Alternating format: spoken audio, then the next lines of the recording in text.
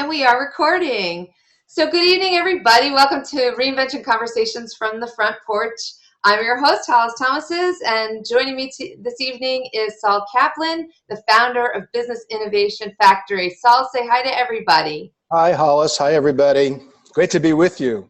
Yeah, thank you so much for taking the time with me this evening to join me. And you're in the unique position of talking about reinvention because you've reinvented yourself, and you are also providing companies with guidance on how they can innovate, which is in some degree a form of reinvention. And we're going to get to that in a moment. But before you do, I want to remind everybody that you're supposed to have poured yourself a glass of wine and get nice and casual with us. So I'm going to tell you about my little glass of wine here. I'm having some white wine. It's called Col Stefano. It's probably about 14 bucks a bottle. It's a Verdicchio from Italy. And it's very pleasant, kind of appley, green appley on the nose and palate. So that's what I'm drinking. Saul, you got anything there for you? I do, but I can't explain it as thoroughly as you just did. This is it's a red. Well, I know it's a red. I know it's a Malbec. I know it's from Chile. Okay. So those are the things that I know, and I know it's good. Those are the critical things. That you enjoy it, and that you're going to be diving in with me, and I hope you at home are doing the same, or if you happen to be in another time zone and you're still in your office. So let's go back to that earlier question about your definition of reinvention. Yeah, I mean, I love the phrase. I've heard you use it, Hollis, of reinventionist. You know, as reinvention, not as it's a single act, but almost as a verb, where we're constantly reinventing, and we know that given the changes that are going on, obviously all around us, that it seems to me pretty obvious that reinvention is a life skill. Probably the most important life skill. And so there's all kinds of things we could talk about what that actually means in terms of how to build the life practices, organizational practices, and community practices to be able to always reinvent yourself. So I really love the subject, and I've always tried to live that idea. So happy to share whatever you think might be interesting. Well, let's give the folks a little bit about your background. Maybe in 1 to 2 minutes, you could tell everybody about your multiple incarnations and how you came to be doing what you are today. Yeah. So when you were a wee little boy now. No, yeah, that's not that interesting. Basically, I'm an innovation junkie, so I always got to be reinventing my environment and the work I get to do, because I know myself well enough to know that that's the only thing I really enjoy, and I do my best work there, and I know that about myself. So always throughout my career, I've always been very focused on how do you make those pivots. So I've always been an innovation junkie, but I've done it within industry. I worked in the pharmaceutical industry for a number of years. My claim to fame was the U.S. introduction strategy for Prozac product. Many have heard of. I usually say it was successful despite our efforts, but really a marketer's dream, and really the beginning of a lifelong passion for what I call market making versus share taking, right? How do we recreate new markets that we can lead, that have the characteristics that are good for our society? So I've always been really into that. I did the same thing as a road warrior consultant for a lot of years, more than I care to even admit. 20 plus years, lots of black and blue marks, working with senior leaders around the world, almost always on how could you do transformational things within your organization. And I'm still learning today what I learned over all those years. End of the story, or into kind of what I do now, I had the opportunity to retire after all those years in consulting, and I made the mistake of becoming an accidental bureaucrat. I had avoided government like the plague through all of those years. And all of a sudden I started paying attention to my local community here in Providence, Rhode Island. And I got really interested in how communities tick. And all those years thinking about reinvention and innovation through the lens of a corporation, it was really the first time in my life and career where I was able to think about it through the lens of a citizen, or a community. And it really changed my worldview, and it drives everything I still do to this day. I founded an organization called BIF, the Business Innovation Factory. It's a nonprofit trying to help leaders explore and test transformational new models and social systems. How do we get the healthcare, education, and government systems that we really want, and that we all know we need in the 21st century, but we're all really scratching our heads on how to handle the reinvention part. So I'll close by saying, it all comes back to this life skill of reinvention, because I don't know anybody who ends up doing what they thought they were going to do.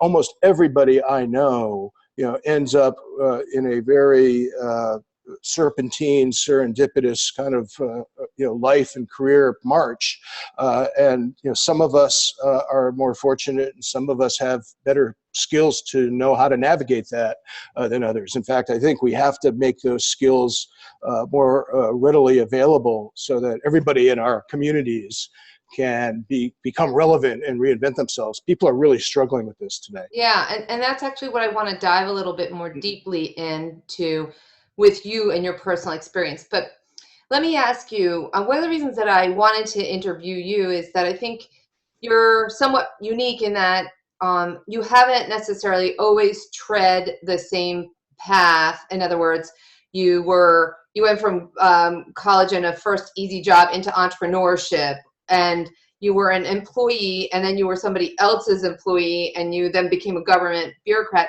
There are a lot of people that I've been speaking to who are thinking about reinvention, but they're not necessarily thinking about entrepreneurship.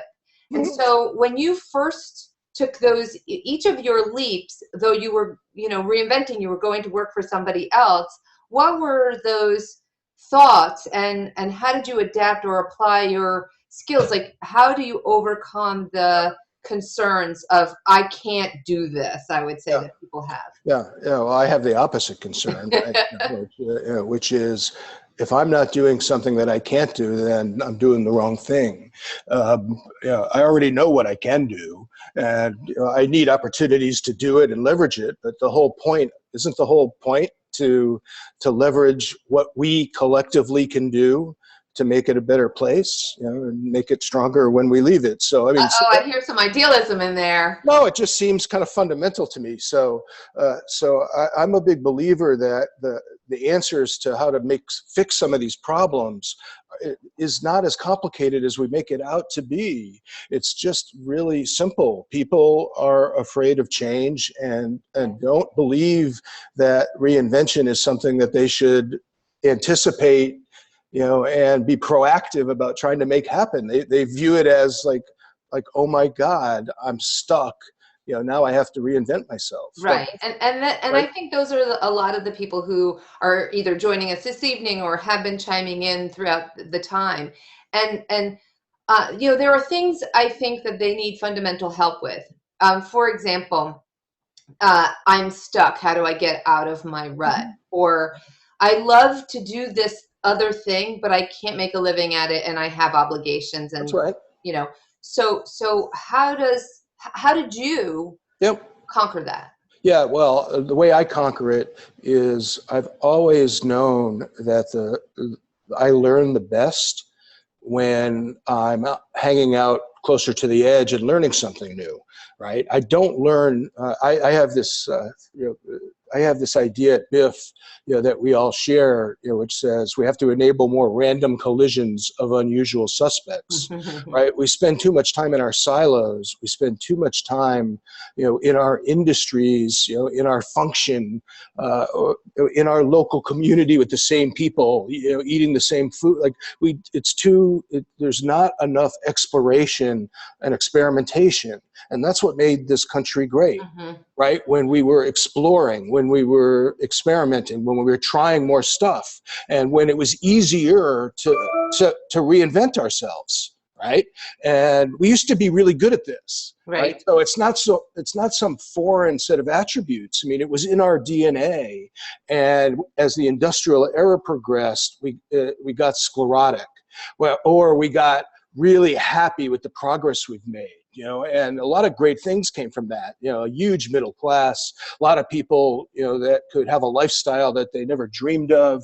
I mean, it was a really good time in our country. But the problem, with it is it's not sustainable, and we're now stuck with these big models, right? Big institutions, real rigid definitions of who can drive a taxi and who can't, like rules that are so cumbersome that we can't reinvent anything. And so yeah, so let's bring this down to the personal level, Okay. because I think that I don't want to stay up in the stratosphere at the societal level. So what I'm hearing from you, for example, is that you have a passion for learning. And so you like pushing yourself to that edge, to that discomfort zone, because you like I want to learn something new. It's almost like you're the great explorer. So what if I, and I don't know you very well. So if I were to make an assessment just based on this, I would say that you have a lot of risk tolerance, because it's part of your makeup. And so for you, it was a little bit more natural. And I'm kind of wondering about, did you ever experience, or have you maybe advised a person or people who they don't have that same risk tolerance and that same drive for new? They're like more content in security and the cocoon. And then what do you say to those people? Well, first of all, I would frame it differently than that, because I think we tend to talk about it as risk, and then we get all scared, like, oh no, like I'm the least risky person you're ever going to meet. Okay, if I took you through everything in my life around how I've managed my financial situation, how I manage the support of my family, like I'm a nut about being organized around that and only making decisions that fit within that. I just know what my constraints are and aren't, and they change over time. And so all I've ever tried to do is say, not because I'm a risk taker, because I go back to the learning curve piece, right? The goal is to get better. If you get better personally, you get more capable at whatever it is you do. It doesn't matter. Take a hobby and do it well. I don't care what it is, but learn how to do it better and learn how to use that to lever to do other things and expose yourself to other stuff. Start small, scale fast, right? And so it's very important that you start small, because it's too big to jump. It's too big to kind of bite off otherwise. Right. So talk about everyday habits, everyday things you can do, and everyone has to pick their own thing. So it's not right for me to say these are the things that I do, but I do a lot of compulsive things. I actually read the newspaper every single day. I actually read a couple of them, because I want to know what's going on, right. I like to get that. Kind of what's happening. I like to have the context of what's going on in the world. So that's something easy to do. How hard is that to do? Right. It was something that you said earlier, which is that you don't consider yourself high risk tolerant. And so you kind of just, I won't say poo-poo it, but it's not necessarily part of the equation. And earlier today, I listened to a webinar of Barbara Corcoran, who's on the Shark Tank. And she was asked, how do you feel being a female in an entrepreneurial world of men? And she goes, I ignore it. That's right. So it's like, I don't care that I'm female, so I just pretend that I'm not, and it's not any different. So perhaps one thing that I kind of hear echoed in there is that it's not that you're not risk tolerant, but you kind of just either prepare for it or go forward in that face of it. Right, and what's the risk? I mean, you're experimenting with new stuff all the time, right? And if you do it in chunks, it doesn't feel so risky. And it's absolutely right. Well, another thing that you said that I have heard is that because you aren't risk tolerant, you planned and you managed, and to break it into chunks. So I think that there are people who, the notion of reinventing is just the block itself, and so planning for it and setting up timelines. For example, I'm not going to leave my career tomorrow, but I'd like to leave my career in 18 months. And so here's what I need to do. I need to get my finances in order. I need to pull back on the spending. I need to do this. I need to do that. But we overanalyze it, or we think we need software and spreadsheets. And you know what you need? You know what I had? You know what I had? I had a paper bag, A paper bag? a ripped out piece of a paper bag that I had, and I actually still have this thing I actually put down a bunch of different dimensions, family, children, education, job, and then I laid out, 5, 10, 15, I laid out a bunch of years, and I started to project, like, what would be a cool place to be on those dimensions? Like, how do I see myself? I never had a spreadsheet. I never had any of that. All I had was that paper bag that just reminded me of, these are the things I'm trying to get towards, right? And I could look back at it, I can today, and say, like, this is the stuff that went like I predicted it might. This is the stuff that went 180 degrees, like different than that. But well, I'm laughing because I have one question that says, how much of your reinvention has been deliberate versus flying by the seat of your pants? And it's not a bag. A little flying by the seat of your pants, sort of. No, well, here's what's been deliberate. But here's what has been deliberate. No, if you mean, was I deliberate in picking, I'm going to go work in this industry and I'm going to do this kind of job? And no. But here's what I was very, very deliberate about. I'm going to get better. I'm going to learn a new set of capabilities. I'm going to put myself into positions where I'm going to learn how to do more stuff that's relevant, so I can do whatever I want to do after that. Right. The whole point of the early part of my career was, one, keep enough structure around me to take a lot of the risk out, right? So that, that I could save up some money and I could really start to experiment with whether I was a risk taker and what I could do and not do. But all of that stuff prepared us for the time where I now got the skills to do what I do today.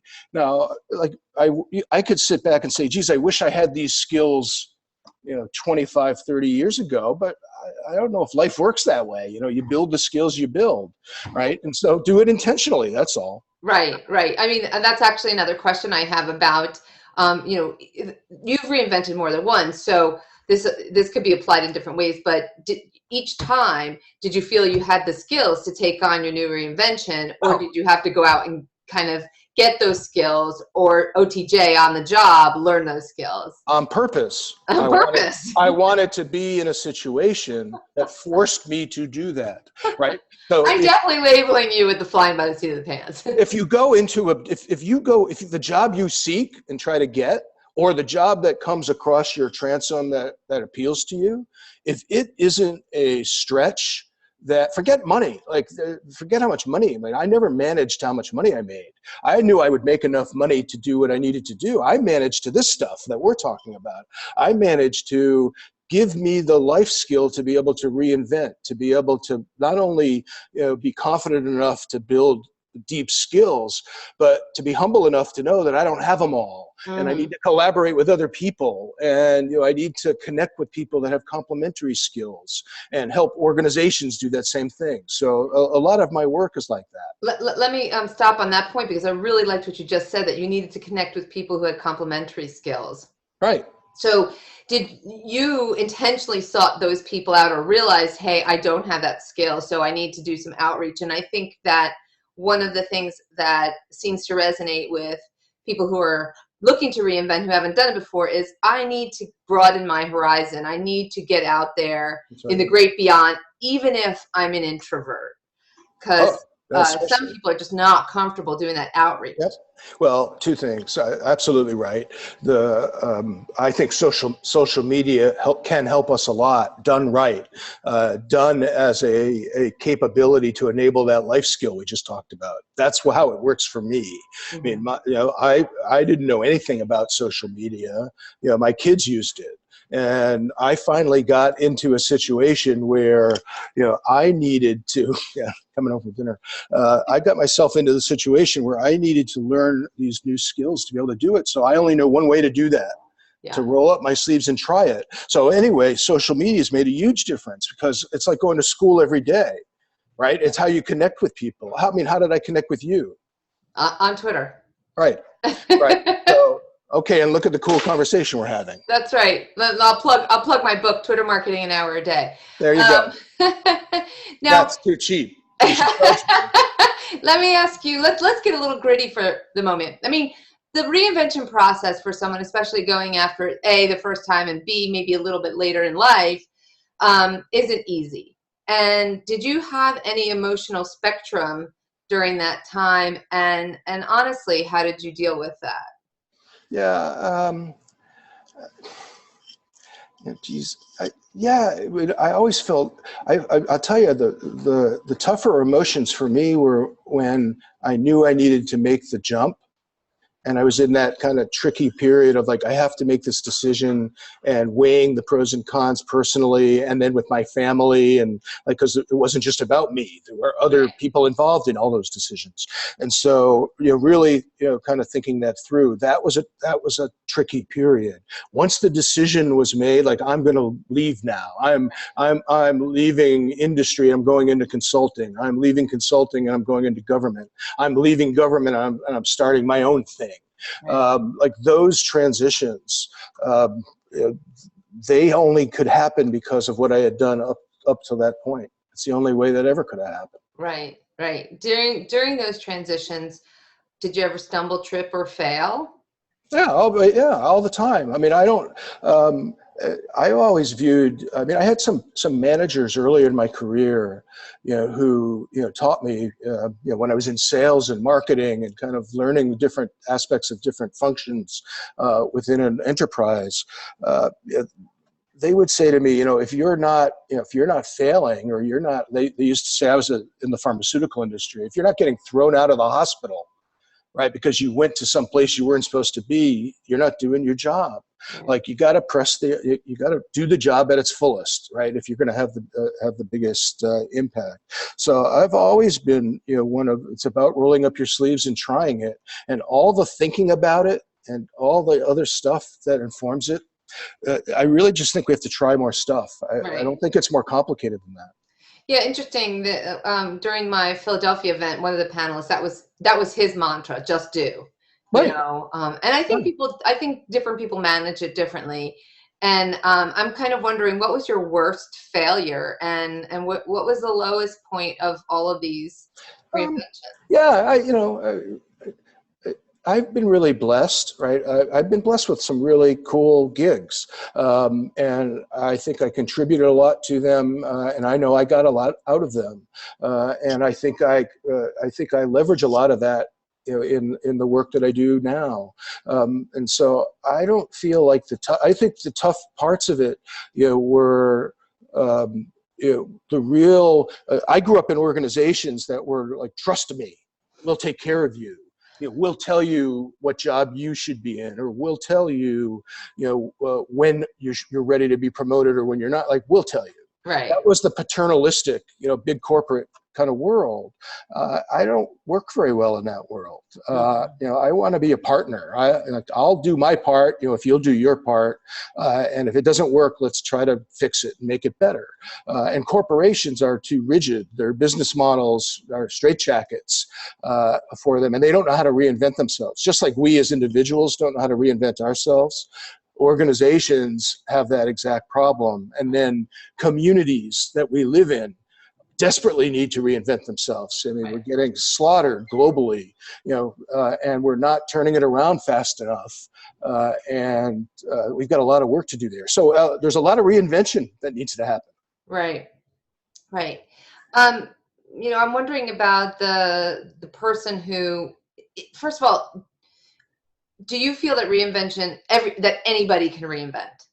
Yeah, I do. I do. But I also don't believe that everybody wants to. And so one of the big things I've learned, this took me a long time to figure out, because I used to think that I could convince people to change.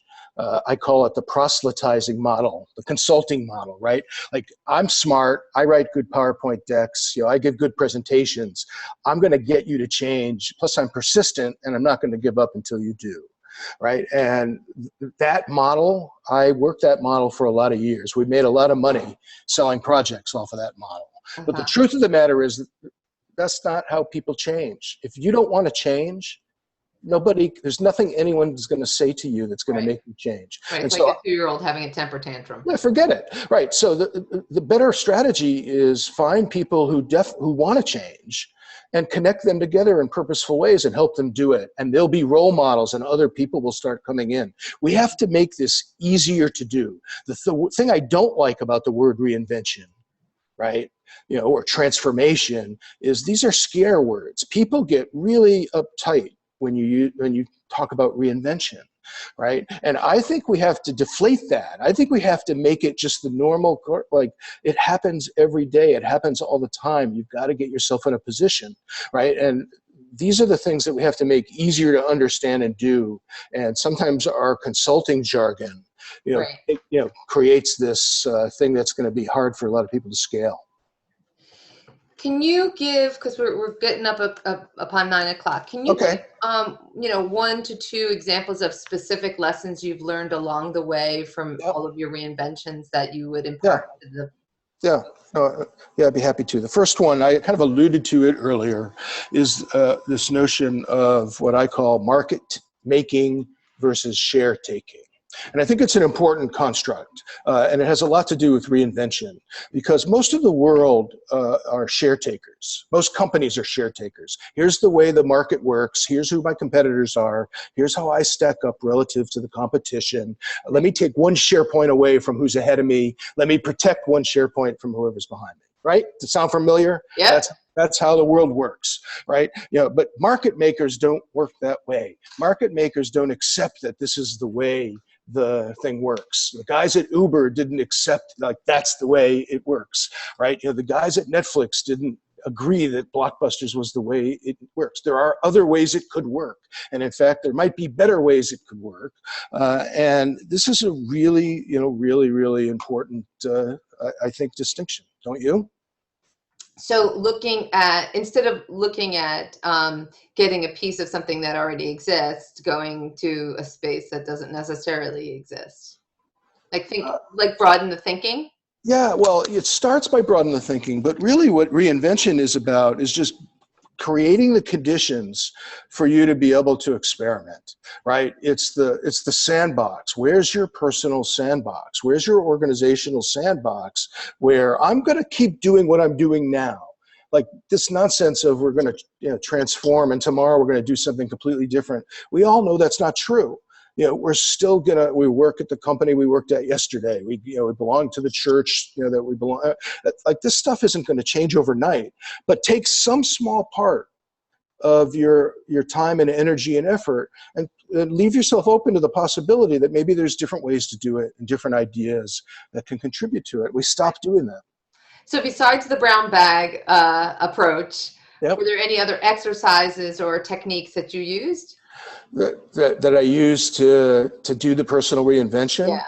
Yeah, well, I've talked about newspapers. I talked about social media. I try to hang out in places. I have a standing rule with myself that I'm going to go to at least one event, or meeting every week that I completely don't belong and I don't belong. I completely, I don't know anything about the topic, or I have no even idea what the words are that they're using. They're like, who's that guy standing over in the corner? Yeah, no, I love doing that because and I listen, right? And every time I do it, I come out with, 3 or 4 tweets or messages or things that made me think differently. It just touched a part of my brain that hadn't been touched in a while. And I think you got to try to do that all the time, particularly as I get older. Right, yeah. It's what makes you feel young, I think, right? So one last question. Do you think that reinvention is more about connecting to a passion and, wanting to pursue it? Or is it, just escapism? I don't want to do this. I like learning other things, or I want to get out of this thing. What is there a more definitive route to reinvention? Yeah, I think I think there's something to the, if you're passionate about something. I don't know if I go all the way down the continuum. Some people talk about that topic and they get a little too out there for me.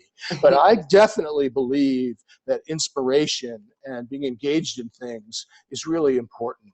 The most interesting kind of new organizations I see and successful projects are movements. That's what they are. They're not companies. And the Yeah. people who lead them don't think of themselves as running a company. They think of themselves as leading a movement. And the characteristics of the cultures they build and the way their organizations work, how they engage in the marketplace and with their customers, right? It feels like a movement. I know that's what we're trying to do at BIF, right? We want it to feel more like a movement, and all the other aspects of the business model, like how you capture value and how you make sure there's enough resources to do what you do. That's the plumbing. The real important stuff is the front end. It's the reinvention. It's helping people to reinvent. Right. Great. Well, it's 9:04, so I'm going to wrap this up for you and I and open the floor up for questions. And I'll give people time to type questions in the Q&A if you have any. And I would also, I can start off with one that I have received, and that is that what is your definition of success? To me, success is learning, engaging, and getting better, right? And to me, the ultimate success, is going to be that to have made a difference and to have left behind a better place somehow, some way, in a way that I feel good about. It doesn't matter what other people feel about it. Right. That I feel good about it. Right. Great. Does anybody in the audience have any questions for Saul or me? Don't feel obliged. If not, what we're going to do is we're going to wrap this up. I'm going to just talk about what's going on next week. And next week we have another guest. That guest is, here's Saul's contact information, by the way. Everybody should be able to see my screen now. So if you want to contact Saul, you can contact him on Twitter or at his company, businessinnovationfactory.com. You can register for future webcasts at our website, reinventionworks.com/webcasts. We're going to be doing them every Wednesday at 8:30. We're going to be tinkering around or polling for start time to see if that's a great time. Our next guest is Yvonne DeVita. She's the founder of the Lip Sticking Society, is her most recent one. She's also the co-founder of Blog Pause, and she was in the publishing world before that. So she's got a bunch of things that she's done. And after Yvonne is Rob Spider Graham. He has a sales training business. He's also in the digital marketing and advertising world. I would super appreciate it if you tell your friends about our webcasts. They're free, and they'll be free if you continue to build an audience for us. And you can send me your feedback at webcasts@reinventionworks.com. And finally, our hashtag is #reinventionworks. And I think we have a question. Here's one question, and then we'll cut it off. Where did you go to for help, Saul, when you had questions in reinventing yourself? Yeah, thanks, Ken. I appreciate the question. I've been really lucky on two fronts. I have a wife and family that has humored me, through all of this, and I don't think could have done it without them. I've also had, and some of this has happened more recently. I mean, over all those jobs, what I continue to learn now as I get older is how much latent value and emotion is tied up into the relationships, even from 20 years ago. And it's amazing to me how you can reactivate some of that. Like people I haven't talked to like forever. When you have a question or something, or something you want to share, it's amazing how people respond to that. Not everybody, but a lot of people do.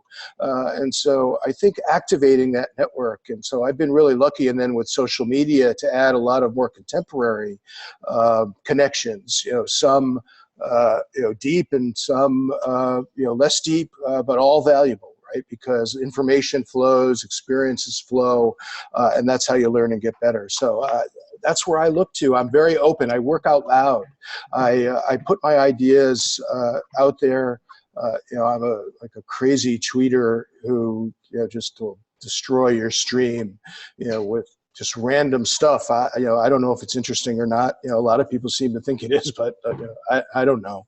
But anyway, I do it, and I welcome the connection, and I welcome the comments. And so there you go. So use LinkedIn and Twitter and connect with Saul, everybody. Saul, thank you so much for your time. Everybody else in the audience, thank you so much for your time, for joining us. Send us your feedback, and maybe we'll see you next week on Wednesday. Thanks so much for coming. Bye, Saul. Thank you. Thanks, Hollis. Appreciate it. That was fun. Have a great night. Take care. Bye.